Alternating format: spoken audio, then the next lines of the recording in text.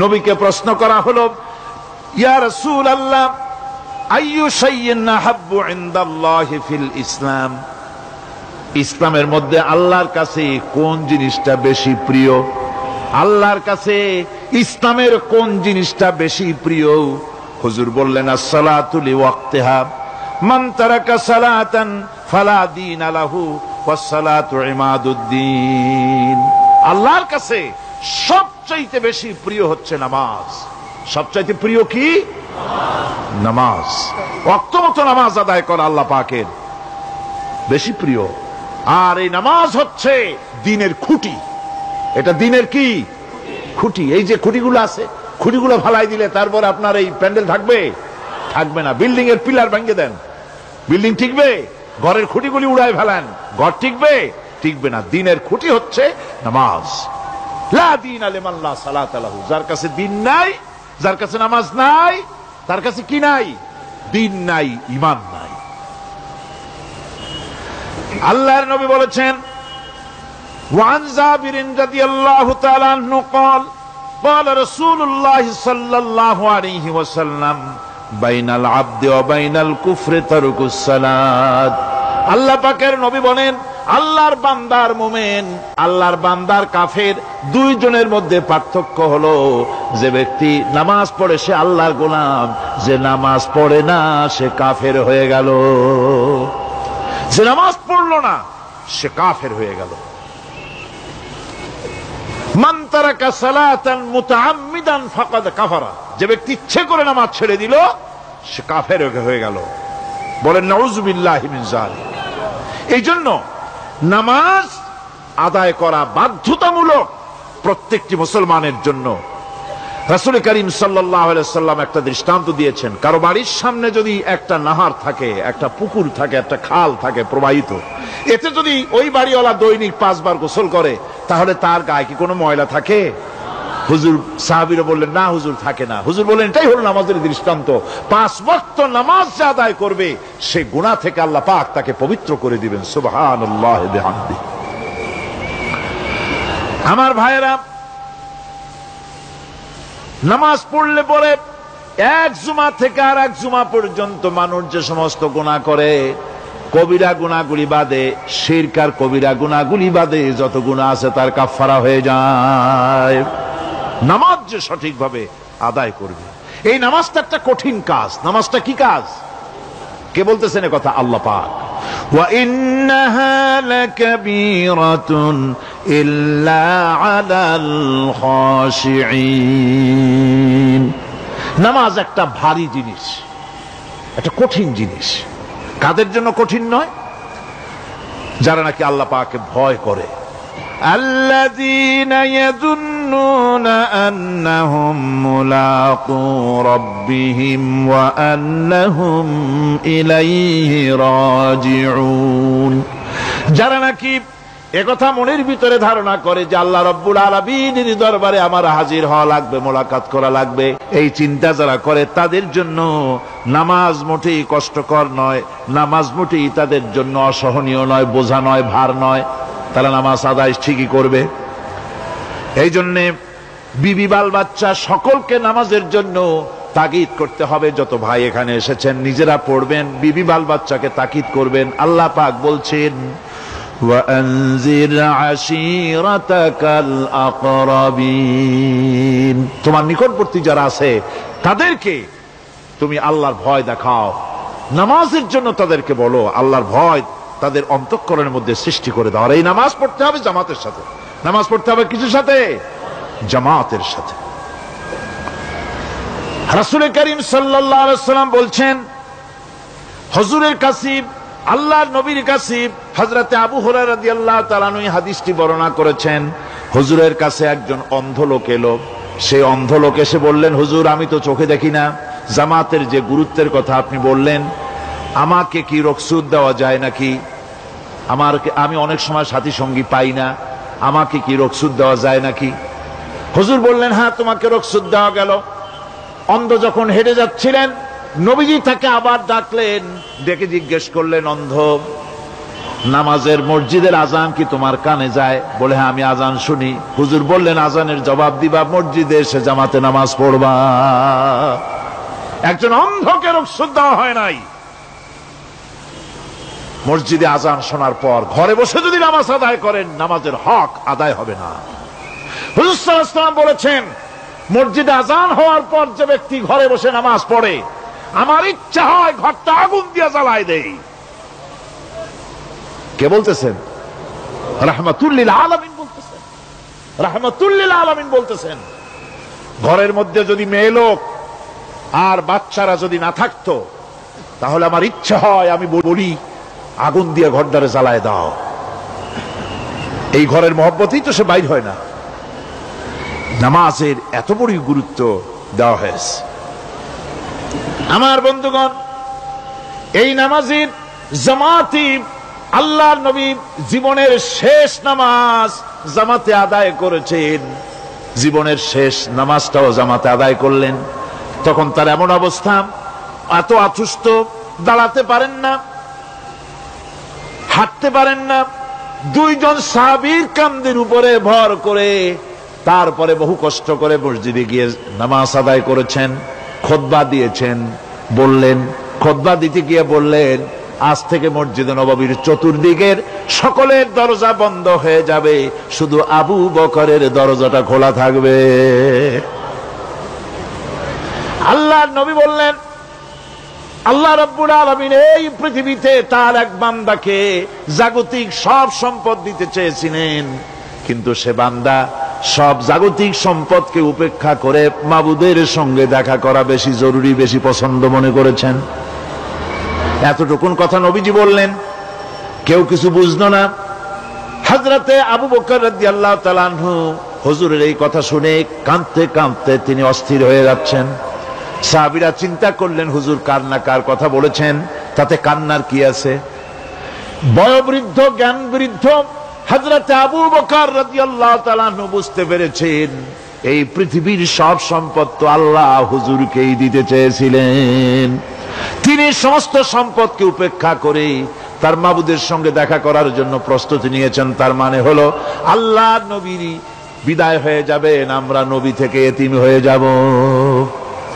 নবীজি ঘরের মধ্যে প্রবেশ করলেন, প্রচন্ড জ্বর এলো। এই প্রচন্ড জ্বর নিয়ে তিনি শুয়ে আছেন, কখনো বেহুশ কখনো হুশ। এর মধ্যে সারা আজান হয়ে গেল। সাহাবীরা বহুক্ষণ অপেক্ষা করে হযরত আবু বকরের ইমামতিতে নামাজ শুরু করলেন। হুজুরের হুশ এলো, প্রশ্ন করলেন, আয়েশা রে, এখন কোন সময়? হযরত আয়েশা বলেন, ইয়া রাসূলুল্লাহি, মসজিদে নববীতে নামাজ শুরু হয়ে গেছে। সাহাবীরা অনেকক্ষণ অপেক্ষা করে আমার বাবার ইমামতিতে নামাজ পড়তেছে সবাই, কিন্তু সাহাবীরা কেঁদে কেঁদে নামাজের মধ্যেই কাঁদতে কাঁদতে অস্থির হয়ে যাচ্ছে। তাদের মনের ধারণা হয়েছে নবীজির পেছনে নামাজ পড়ার কিসমত থেকে তারা মাহরুম হয়ে গেল।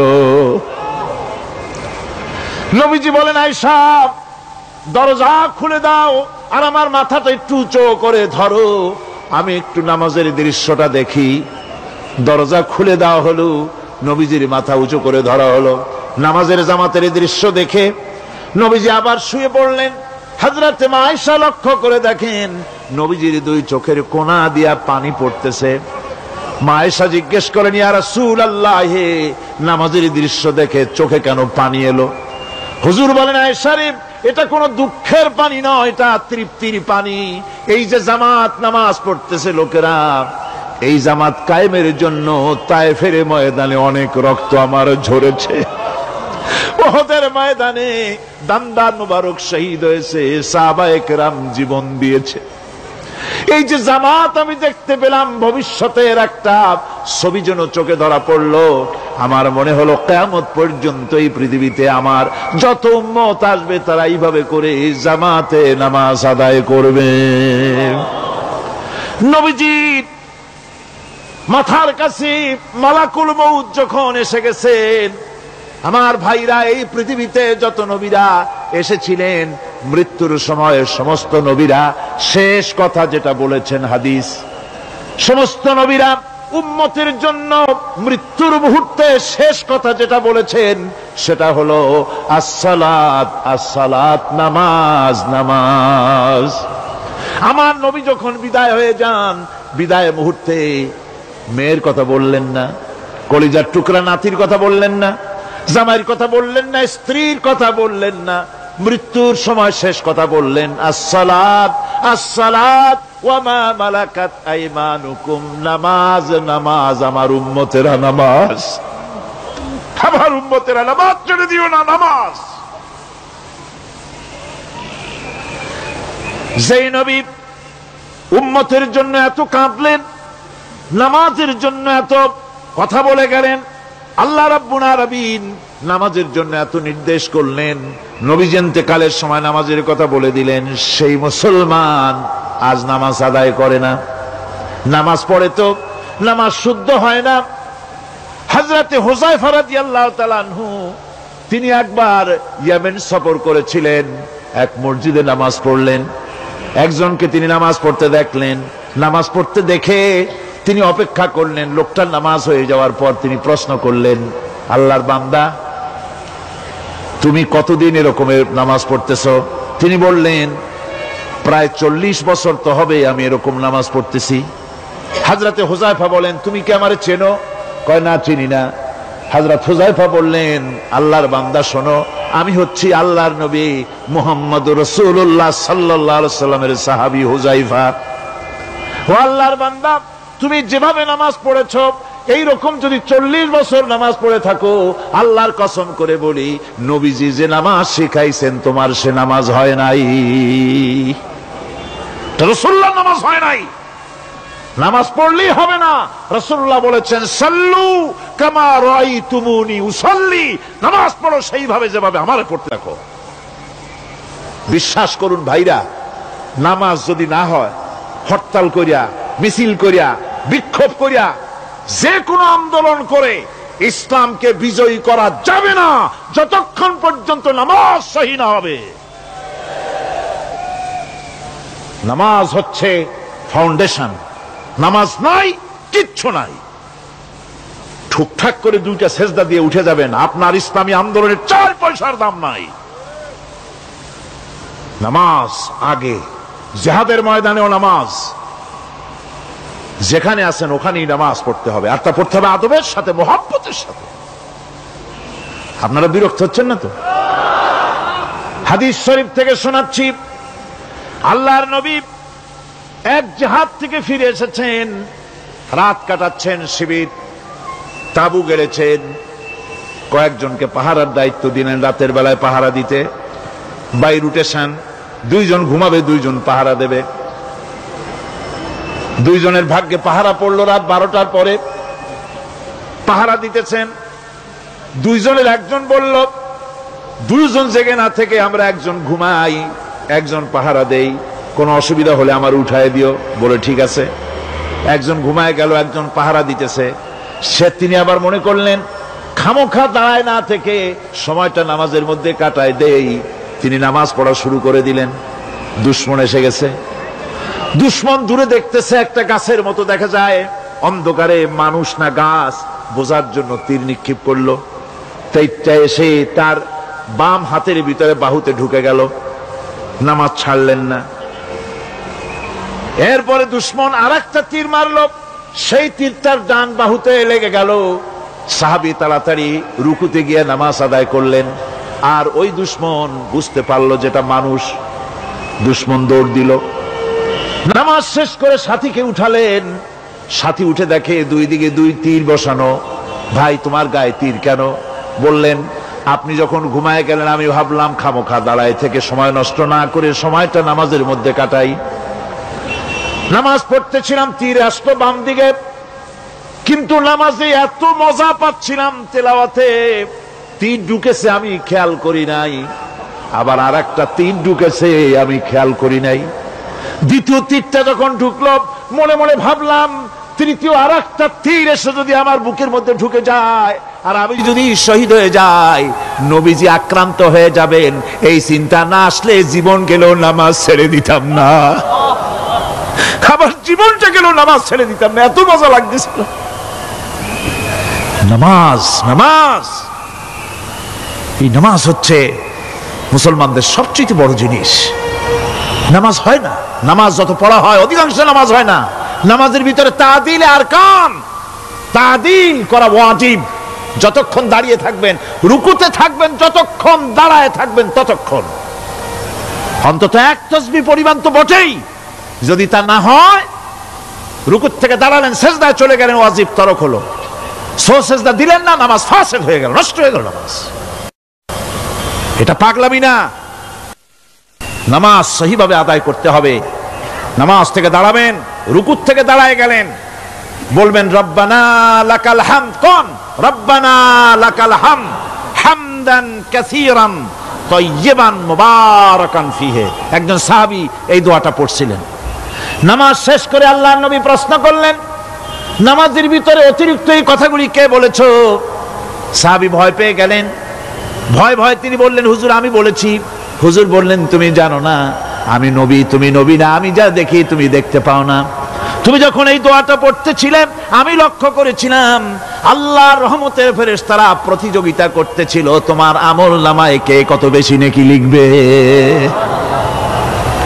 রুকুতে দাঁড়ায়া এটা পড়বেন, সেজদায় চলে যাবেন, দুই সেজদার মাঝখানে ততক্ষণ বসে থাকবেন যতক্ষণ একটা সেজদার ভিতরে ছিলেন। পড়বেন আল্লাহুম্মা গফিরলি ওয়ারহামনি ওয়াহদিনি ওয়াফিনি ওয়ারজুকনি। নামাজের মধ্যে দোয়া করতেছেন, আল্লাহ আমারে ক্ষমা করে দাও। এসব দোয়া সব হুজুরের। আমাকে ক্ষমা করো, আমাকে হেদায়েত দাও, আমাকে সুস্থ করো, আমাকে রহম করো, আমাকে রিজিক দাও। কও সুবহানাল্লাহ। নামাজের ভিতরে দোয়া কবুলের সময়, নামাজের সেজদার ভিতরে দোয়া কবুল হয়। এইভাবে করে রাসূল করিম সাল্লাল্লাহু আলাইহি ওয়াসাল্লামের নামাজটা কেমন হাক্কানি উলামাদের কাছ থেকে জেনে নেবেন। যেহেতু হুজুর বলেছেন সাল্লু কামা রাআইতুমুনি উসাল্লি, নামাজ পড়ো সেইভাবে যেভাবে আমাকে পড়তে দেখো। নামাজের ভিতরে একাগ্রতা লাগবে, ভালোবাসা লাগবে, ভয় লাগবে, মুহাব্বত লাগবে। পরিপূর্ণ সময় নিয়ে শান্তিপূর্ণভাবে নামাজ পড়তে হবে। আর যত তাড়াহুড়া সব হচ্ছে নামাজের মধ্যে, ঠিক কিনা ভাইরা? রাসূল করিম সাল্লাল্লাহু আলাইহি ওয়াসাল্লামের যে নামাজ, হুজুর যেভাবে নামাজ পড়েছেন হাদিসে যা পাওয়া যায়, হাদিসে বুখারীতে সব আছে, দেখে নেবেন, সেইভাবে নামাজটা আদায় করে নেবেন। কিয়ামতের দিন আল্লাহ রাব্বুল আলামিন সর্বপ্রথম বান্দাকে প্রশ্ন করবেন কি? বুখারী শরীফে এসেছে, আন আবি হুরায়রা রাদিয়াল্লাহু তাআলা قال سمعت رسول الله صلى الله عليه وسلم يقول إنما يحاسب به العبد يوم القيامة من عمله صلاته। বুখারী শরীফের হাদিস। আল্লাহ রাব্বুল আলামিনের নবী বলেন, হযরত আবু হুরায়রা হাদিস খানা বর্ণনা করেছেন, তিনি বলেন যে আমি রাসূলের মুখে শুনেছি কিয়ামতের দিন আল্লাহ রাব্বুল আলামিন সর্বপ্রথম তার বান্দার কাছে প্রশ্ন করবেন, বান্দা নামাজ আদায় করেছিলি কিনা? নামাজ সর্বপ্রথম প্রশ্ন। যেরকম সর্বপ্রথম প্রশ্নটা কি? নামাজ। এই নামাজ আপনার বাচ্চাদেরকে যখন 7 বছর বয়স হবে নামাজের হুকুম করবেন। 10 বছরে নামাজ না পড়লে প্রহার করতে বলা হয়েছে। নামাজের জন্য কড়াকড়ি করতে হবে। পুরুষ নারী মেয়েদের মাসের ভিতরে কখনো কখনো তাদের যে সমস্ত মাসলা মাসাইল আছে সেই অনুযায়ী কখনো তাদের ক্ষমা আছে, বাকি তাদের নামাজ পড়তে হবে। আর পুরুষের জন্য পাগল হয়ে যাওয়া, বেহুশ হয়ে যাওয়া ছাড়া নামাজ মাপ নাই, নামাজ পড়তেই হবে। এই যে নামাজ, যে নামাজ না হলে ঈমান থাকবে না, ঈমান নষ্ট হবে, কিয়ামতে জাহান্নামে যাওয়া লাগবে, এসব কথা শোনার পর আজকের তাফসীরুল কোরআন মাহফিলে আমরা কি ওয়াদা করতে পারি যে আমরা মালাকুল মউত যতক্ষণ পর্যন্ত আমাদের মাথার কাছে না আসবে নামাজ ছেড়ে দেব না? এই ওয়াদা কি করতে পারি? দুই হাত উঁচু করুন, বলেন ইয়া আল্লাহ, আমি তোমার নামে শপথ করছি, যতদিন মালাকুল মউত আমার মাথার কাছে না আসতেছে ততদিন পর্যন্ত ফরজ নামাজ, ফরজ রোজা ছেড়ে দেব না। ইয়া আল্লাহ, মৃত্যু পর্যন্ত আমার এই ওয়াদা পালনের তৌফিক আমাকে দান করো, আমিন। আল্লাহ পাক আমাদের এই ওয়াদা মঞ্জুর করুন, জোরে কোন আমিন। আলোচনার শেষ পর্যায়ে এখন আমরা মুনাজাতের দিকে যাব। দাঁড়ানো ভাইয়েরা সবাই বসেন, মুনাজাতের শরীক হন। আল্লাহ রাব্বুল আলামিন নামাজের জন্য আমাদেরকে দোয়া শিখাই দিয়েছেন। কোন সুবহানাল্লাহ। কে শিখাইছেন দোয়া? আল্লাহ পাক দোয়া শিখালেন, রব্বি জাআলনি মুকিমাস সালাতি ওয়া মিন যুররিয়াতি রব্বানা ওয়া তাকাব্বাল দুআ। আয় আল্লাহ, আমারে আমার বিবি বাল বাচ্চারে নামাজের উপরে প্রতিষ্ঠিত করো। আল্লাহ তুমি দয়া করে দোয়া কবুল করো। জোরে কোন আমিন। এ দোয়া আপনারাও করবেন।